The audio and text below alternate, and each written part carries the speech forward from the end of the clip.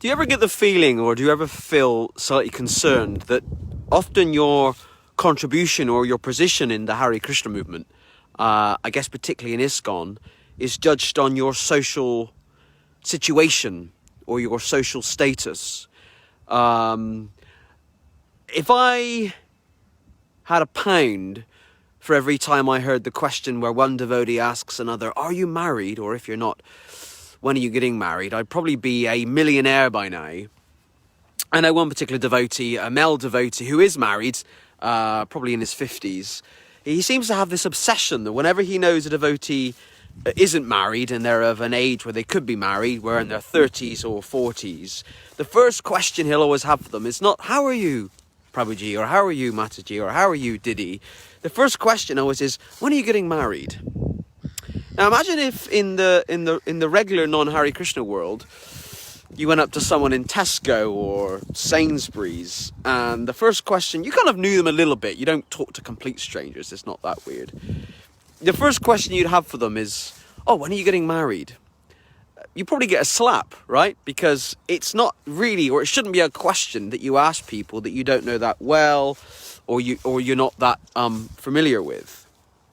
I think our contribution to Srila Prabhupada's movement, to Bhaktisiddhanta Thakur's movement, to Bhaktivinoda's movement, to Chaitanya Mahaprabhu's movement should be based on what we're actually contributing to the movement. You know, our service, our level of commitment to the Hare Krishna movement. Our contribution shouldn't be based on whether we're married or not. And there's this obsession, particularly in ISKCON, about people's social status, which I think is completely irrelevant. It shouldn't matter whether you're married or not, as to what you are able to contribute.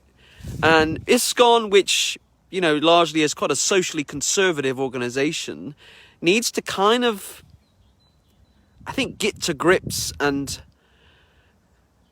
understand that that the world, you know, is more maybe socially liberal, and people have different types of relationships that are suitable or, you know, practical in the modern age. So we need to really, particularly to my friends in ISKCON, we need to really get out of this habit of asking people the first time we see them, are you married? If not, when are you getting married? You know, I come from quite a liberal background where I don't believe at all that marriage is the be-all and end-all in life. And, you know, if I can get to the age of 80 or 90 without being married, I think I'd call that a success story, particularly in the Hare Krishna movement. So we need to really get out of this habit of asking people if they're married. You know, marriage isn't the kind of be-all and end-all. It shouldn't be the be-all and end-all.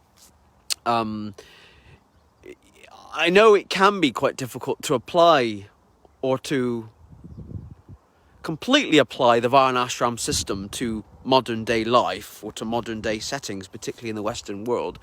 But I like the fact, or I want to be able to like the fact, that the Hare Krishna movement is an inclusive spiritual movement where people, regardless of their marital status, regardless of their background, regardless of their wealth, regardless even of their religious inclination, regardless of their sexuality, are welcomed and they feel included.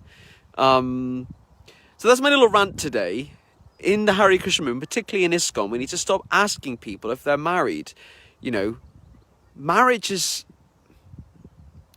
not that relevant in my view. I'm sounding like a big progressive wishy-washy liberal now. It's not that relevant to our Krishna conscious activities. For many people it is. For me it's not. It's about our level of service. It's about, you know, how we're taking Srila Prabhupada's mission forward to the Western world. So that's my little rant today. Stop asking people if they're married.